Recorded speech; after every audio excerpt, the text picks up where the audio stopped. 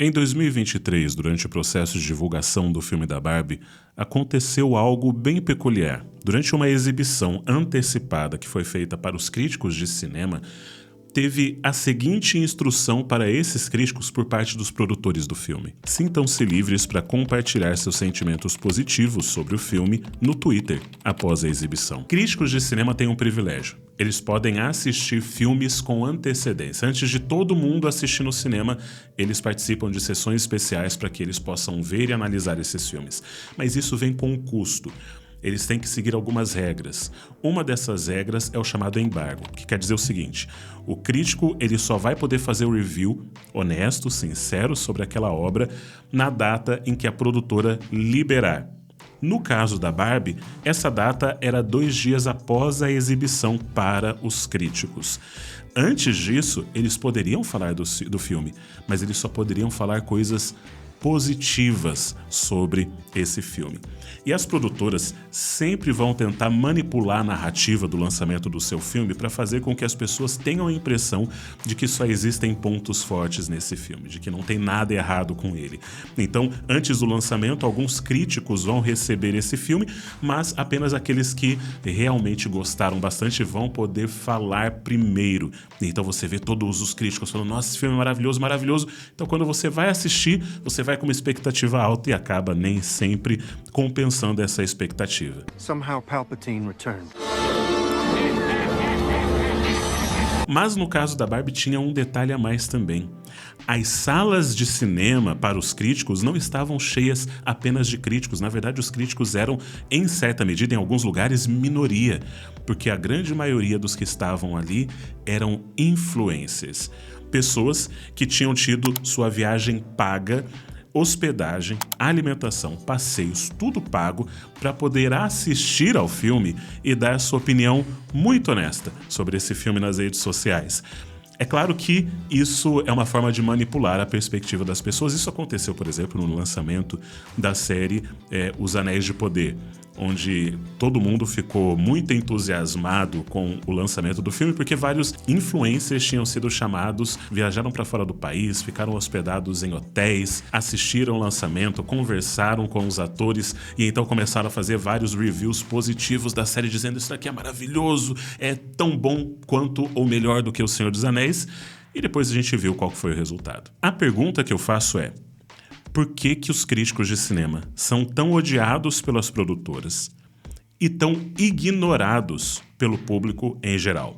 A Broi Deschanel fez no seu canal uma análise muito inteligente falando sobre, inclusive, a história dos críticos de cinema, principalmente nos Estados Unidos, analisando como que isso surgiu. Ela explica como que o papel do crítico era dizer para o cidadão o que valia ou não a pena ser assistido, gastar o seu suado dinheiro nas bilheterias. Mas as coisas mudaram bastante. Mas primeiro, uma defesa dos críticos de cinema. Eu não sou um crítico de cinema. As análises que eu faço aqui no canal não são dos lançamentos, eu raramente falo dos lançamentos. Eu faço uma análise mais voltada para a questão da estrutura narrativa, do que foi feito de legal no roteiro, porque é isso que me importa mais. Eu raramente falo sobre atuação, trabalho do diretor, fotografia, essas coisas, porque apesar de eu gostar de ver isso, meu foco maior é sempre no roteiro. Mas uma crítica ruim que é feita aos críticos, que é muito repetida e que eu acho injusta: todo crítico é um artista fracassado. Então, o crítico de música é um músico que não conseguiu se dar bem. O crítico de cinema é um cineasta fracassado. O que não é verdade, porque existe uma grande diferença de habilidades que você precisa ter para ser um crítico e para ser um produtor de conteúdo, um cineasta, um músico. Você consegue ter habilidades de análise, capacidade analítica muito superiores, inclusive a alguns artistas, porque você estuda história do cinema, você consegue analisar um grande escopo de arte. Existem alguns cineastas que são excelentes críticos de cinema. Um deles é o Quentin Tarantino, porque ele é um viciado em cinema. Mas vamos entender por que é que as produtoras o odeiam e por que é que o grande público ignora completamente a opinião deles e qual que é o papel do crítico de cinema hoje, principalmente como que a política destruiu a crítica de cinema. Quando você encontra um bom crítico de cinema que está alinhado com o seu gosto, você vai ser muito beneficiado com isso, porque você vai evitar perder tempo assistindo coisas que você não quer. É aquela opinião especializada que vai fazer uma curadoria dos filmes, séries, conteúdos que realmente valem a pena. Mas o crítico de cinema acaba sofrendo um pouquinho com o seu ego, porque muitos críticos de cinema entram na ideia de que aquilo que eles acham que é ruim não apenas é ruim, mas não deveria ser assistido, e que é errado as pessoas assistirem porque aquilo é ruim. Veja, o meu sogro, o meu pai, minha família em geral, principalmente os mais velhos, os filmes que eles gostam são normalmente os filmes que os críticos odeiam. São filmes cheios de ação, violência, com pouquíssimo enredo, pouquíssimo desenvolvimento, personagens bem fracos, porque não é o foco do que eles estão assistindo. E a grande maioria das pessoas no mundo não está nem aí para essas informações mais técnicas. Elas simplesmente assistem à história e têm uma impressão de gostei e não gostei. E quando você pergunta por que é que gostou ou não gostou, elas não sabem nem articular direito o motivo, porque ainda está no nível mais superficial da análise daquela obra. O crítico, ele acha que só porque ele consegue analisar profundamente essa obra e dizer quais são os problemas, ele acha um absurdo essas coisas fazerem sucesso, das pessoas gostarem desse tipo de obra. Os filmes do Adam Sandler são um exemplo perfeito disso, porque os críticos não conseguem entender como é que todo filme que eles odeiam é amado pelo grande público. Mas aí a gente entra numa pergunta que ela é essencial. O que torna um filme bom? O que torna, na verdade, uma obra de arte boa? Existem critérios objetivos e existem critérios subjetivos. Critérios objetivos são fáceis de você perceber. Fotografia, se a imagem parece bonita, boa, existe uma boa composição, se o áudio tá bom, se a atuação tá interessante, se esse diretor conseguiu extrair o melhor daquela história, se o roteiro tá fazendo sentido, são coisas técnicas que você consegue perceber nesses filmes. É aquilo que você vê, aquilo que você nota, porque para fazer um bom filme tem muitos elementos envolvidos. Assim como para fazer uma boa camiseta, e hoje eu estou com o lançamento da Insider, que é a Henley Core. Esse modelo de camiseta, diferenciado daquilo que a Insider tem feito, ela tem feito mais a camiseta bem básica, e agora ela está vindo com novos modelos a pedido do público. Essa camiseta foi inspirada numa cidade da Inglaterra com o mesmo nome, que é onde os remadores usavam uniformes com 3 botões para facilitar tanto colocar e tirar a peça, como também pela melhor ventilação. A Insider pegou esse modelo de quase 200 anos e adicionou toda a tecnologia mais recente possível para criar uma camiseta tecnológica com um estilo diferenciado. Então, ela possui tudo aquilo que você já conhece da Insider. Ela tem ação anti-odor, ela desamassa facilmente no corpo, tem aquela ação térmica que ajuda a regular a temperatura do corpo, evapora mais facilmente o suor. E essa daqui ela tem um tecido um pouco mais pesado, tem um caimento bem gostoso. Eu recomendo que você entre no site para conferir as opções que tem disponíveis. E o cupom que a Insider disponibilizou para mim continua sendo aquele cupom especial Jurandir, só Jurandir, que vai te dar 18% de desconto se for a sua primeira compra e 12% de desconto nas demais compras. Então aproveita para entrar no site e conferir quais são as opções disponíveis, os novos lançamentos, tenho certeza que você vai gostar. Agora, os aspectos subjetivos de uma obra normalmente são aquilo em que muitos críticos estão mais interessados, que é qual que é a influência que essa obra vai ter do ponto de vista social, a questão política por trás dessa obra e como que essa obra se encaixa no escopo geral do próprio diretor. Então, eles não assistem um filme do Tarantino individualmente para analisar esse filme. Eles querem ver como que esse filme se destaca ou não no escopo geral daquilo que o Tarantino já fez, como que avança ou regride naquilo que ele estava desenvolvendo ao longo dos anos e, principalmente, a maioria dos críticos de cinema tem uma noção pequena ou simplesmente não se importam com aquilo que é simplesmente divertido. E é por isso que tantos filmes de comédia recebem notas tão ruins dos críticos de cinema, apesar do público rir bastante e gostar pra caramba. A comédia é um dos gêneros mais difíceis de fazer, é realmente difícil conseguir tirar gargalhadas das pessoas, principalmente hoje em dia, e quase nunca é indicado ao Oscar, muito menos ganham. É claro que existem exceções, existem críticos que aprendem que alguns filmes existem simplesmente pra divertir, mas pra muitos não. Um filme tem que ter uma mensagem. especialmente política. É por isso que existem hoje tantos influencers que estão superando os críticos na sua capacidade de realmente influenciar o público naquilo que vão ou não assistir, porque os influencers eles podem estar muito mais personalizados. Existem canais que são dedicados apenas a filmes de terror, canais que são dedicados à comédia, porque boa parte do público não está interessada se Trovão Tropical está realmente lidando com as questões socioeconômicas de países em desenvolvimento. Eles querem simplesmente saber, eu vou rir com esse negócio e você vai. É muito engraçado.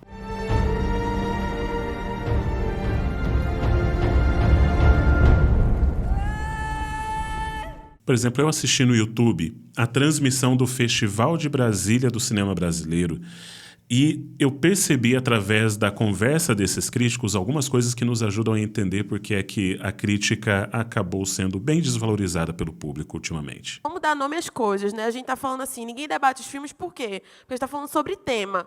A gente está falando sobre questão política. E a gente não precisa saber, a gente não precisa ser reacionário.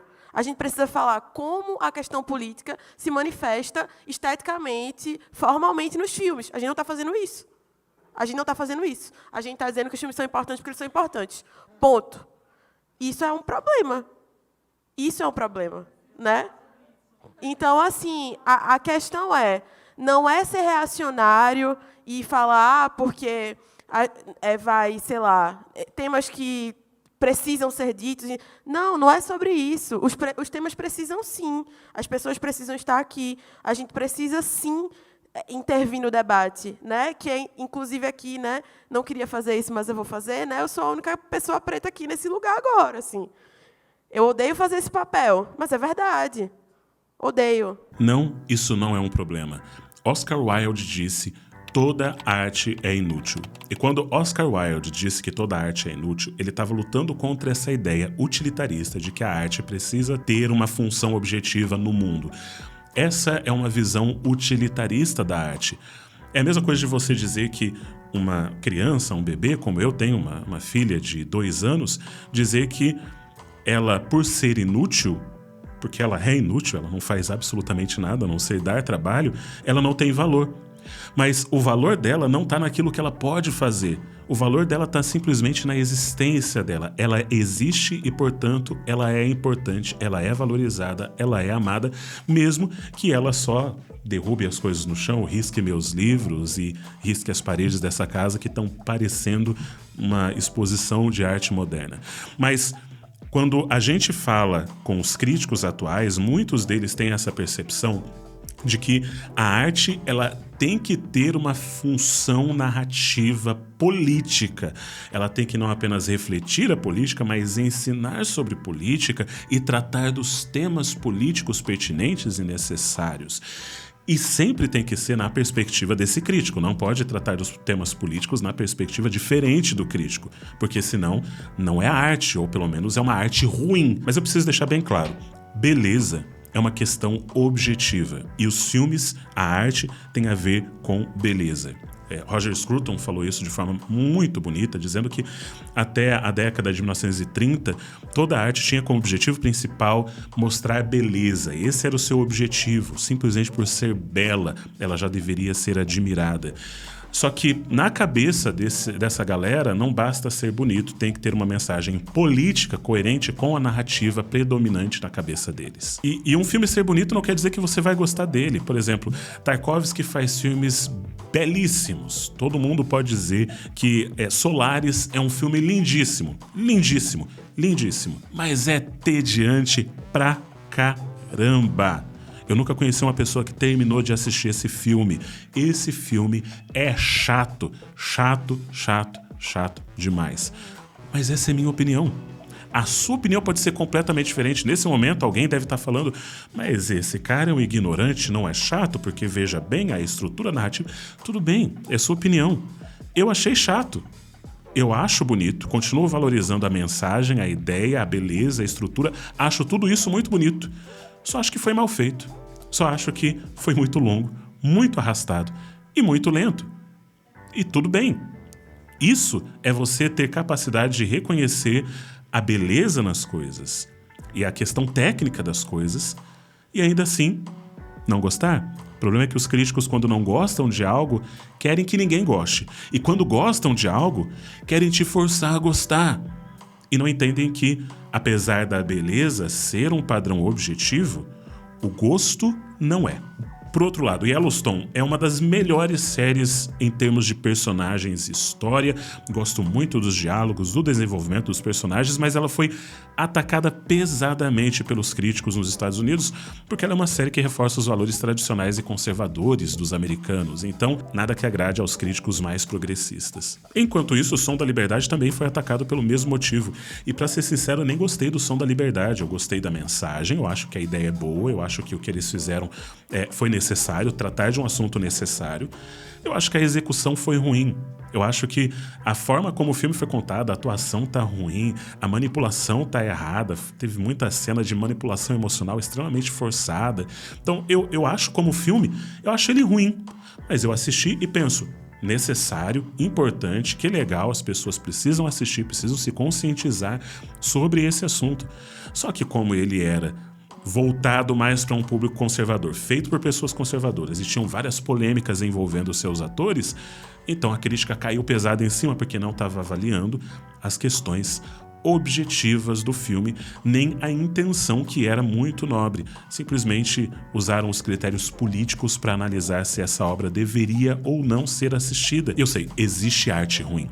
Existe arte ruim por ela ser ruim em termos de qualidade, em termos daquilo que ela propaga, mas principalmente existe arte ruim pela mensagem ruim que ela propaga.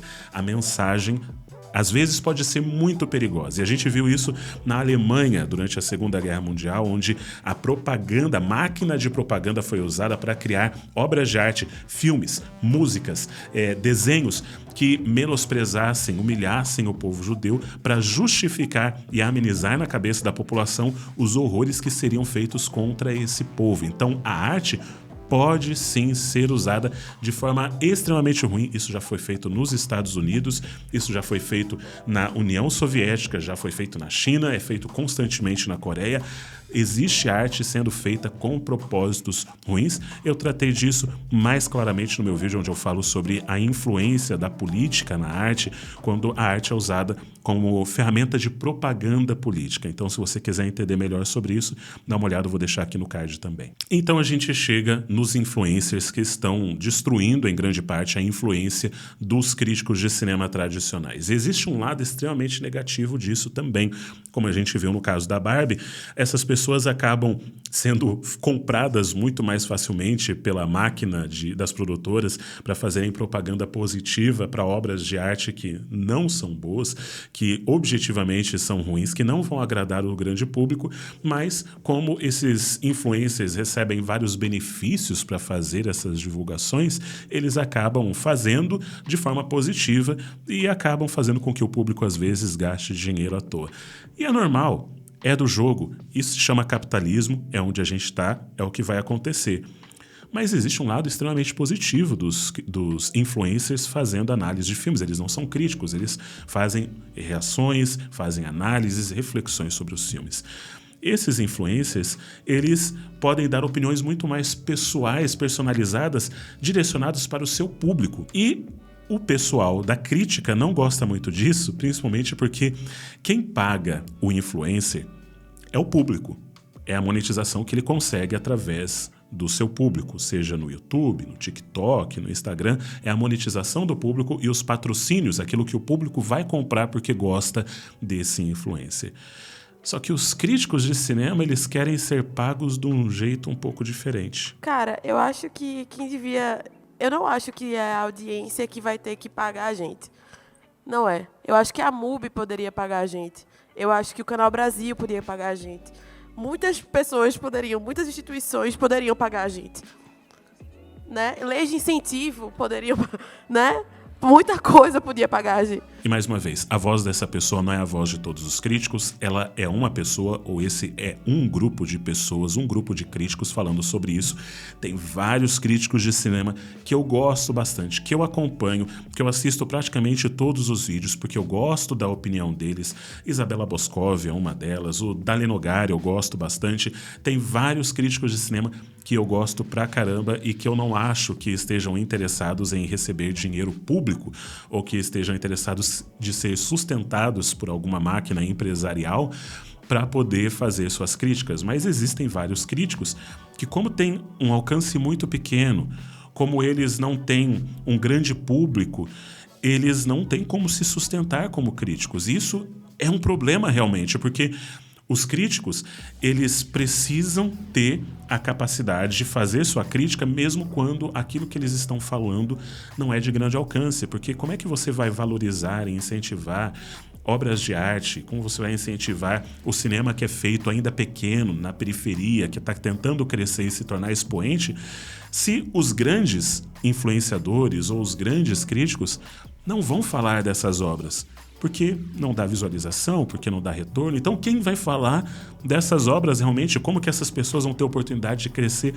Esse é todo um dilema muito complexo. Existem muitas opções de filme hoje e a gente não tem tempo para ver tudo o que está saindo. O crítico e o influencer, eles ajudam você a não perder tempo com aquilo que não é do seu gosto, mas também é bom você ir além do seu gosto. É bom experimentar coisas novas. E deixa eu esclarecer uma coisa. Às vezes eu faço uma análise aqui sobre um filme ser bom ou não, sobre a questão técnica desse filme, e algumas pessoas acham que eu estou dizendo que eu não gosto desses filmes. Eu gosto, só que eu sei reconhecer os erros. Por exemplo, Hancock é um filme que eu falei mal pra caramba no meu vídeo onde eu analiso o roteiro original, que era absurdo do filme, mas é um filme divertido demais. Eu me diverti pra caramba. Eu ri. A mesma coisa com John Carter, que eu fiz um vídeo recentemente falando sobre todos os erros que foram cometidos na produção desse filme, os erros internos também, mas sinceramente, John Carter é um dos filmes mais divertidos que eu assisti que a Disney lançou nos últimos anos. Tem filmes que são como fast food. Você sabe que não é bom, mas de vez em quando é gostoso, né? As pessoas querem ouvir opiniões sinceras e honestas. Só que isso também vem com custo. O Peter Jordan, por exemplo, que é um cara que eu gosto bastante da forma sincera como ele fala sobre os filmes que ele assiste, nem sempre são filmes que eu tô assistindo, mas ele assiste muitos filmes e fala sobre eles, ele sofre bastante com isso e sofreu recentemente porque ele elogia um filme que é considerado como lacrador e já dizem, você se vendeu, você é de esquerda. Aí ele critica um filme que o pessoal diz que é woke, é o lacrador, e já falam, aí ó, esse cara é conservador, é bolsonarista, é isso e aquilo. O cara não pode mais ter gosto, não pode dizer que gosta ou não de um filme, que acha isso bom ou ruim, que ele já é jogado por um lado da política. Então, isso deixa muito claro que o problema é muito mais sério. Não são só os críticos que ficaram politizados, o público ficou. Eu já falei disso em vários vídeos, do público querer primeiro saber a posição política de quem está fazendo o filme, ou da mensagem do filme, para decidir se vai ou não assistir. E não tem necessariamente a ver com questões morais ou éticas, mas simplesmente com posicionamento político. Eu falei do exemplo do filme O Mundo Depois de Nós, que foi produzido pelo Barack Obama e pela Michelle Obama, que é um filme legal, mas foi criticado pesadamente porque ele foi produzido pelos Obama. E não é um filme genial, mas é um filme legal, tá aí, melhor do que muita coisa que está sendo feita. A mesma coisa, uma série que foi lançada recentemente, A Man in Full, acho que é o nome, Um Homem por Inteiro, que é uma série que é bem boa até uma boa parte dela e depois fica ruim pra caramba, porque ela estraga uma história antiga e muito melhor do que ela, mas que também foi produzida pelos Obama e também recebeu muita crítica por parte disso. E você, quem deve pagar os críticos na sua opinião? Deixa aí nos comentários, vamos conversar sobre isso. Também não se esquece de se inscrever nesse canal e deixar o seu like, isso é muito importante. Um forte abraço e arrivederci.